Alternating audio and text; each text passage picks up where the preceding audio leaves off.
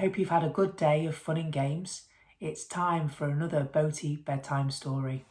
Today, I'm going to read The Velveteen Rabbit by Marjorie Williams.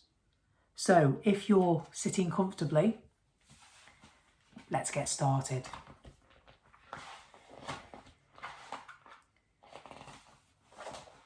There once was a Velveteen Rabbit, and in the beginning, he was really splendid. He was fat and bunchy, as a rabbit should be.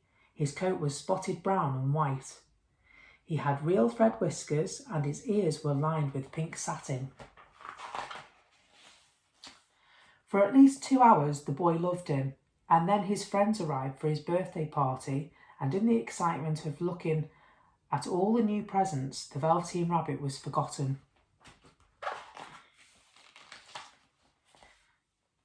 For a long time, the Velveteen Rabbit lived in the nursery toy cupboard, and no one thought very much about him.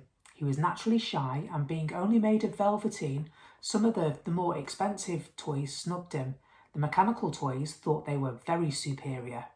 They looked down on the other toys and pretended they were real. The Velveteen Rabbit could not claim to be real, for he didn't know that real rabbits existed. "What is real?" asked the Velveteen Rabbit one day, when he was lying beside the rocking horse on the nursery room floor. "Does it mean that having things that buzz inside you and a stick-out handle?"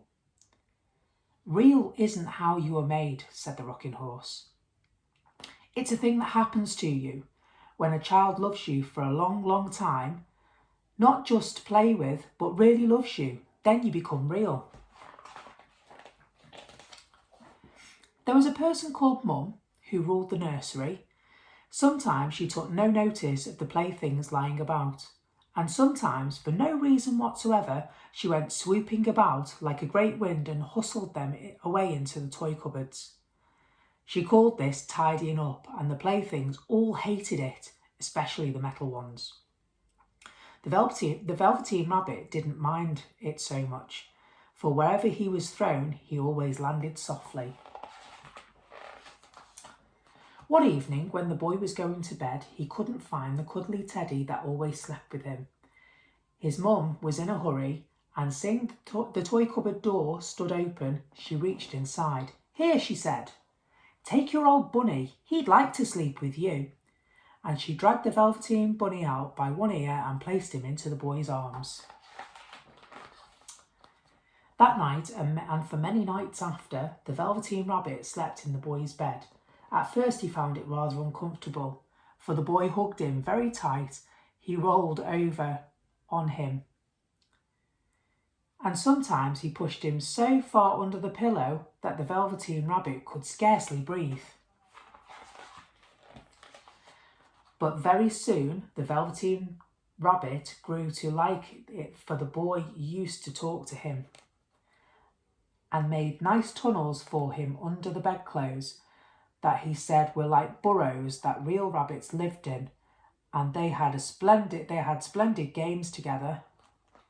And when the boy dropped off to sleep, the Velveteen Rabbit would snuggle down close under his little warm chin and dream with the boy's hands cuddling all night long.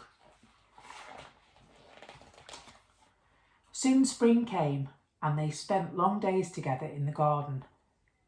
Once, when the boy was called away suddenly to go in for dinner, the Velveteen Rabbit was left out on the lawn until long after dusk. The boy couldn't go to sleep without the Velveteen Rabbit, and Mum had to come and look for him with the torch.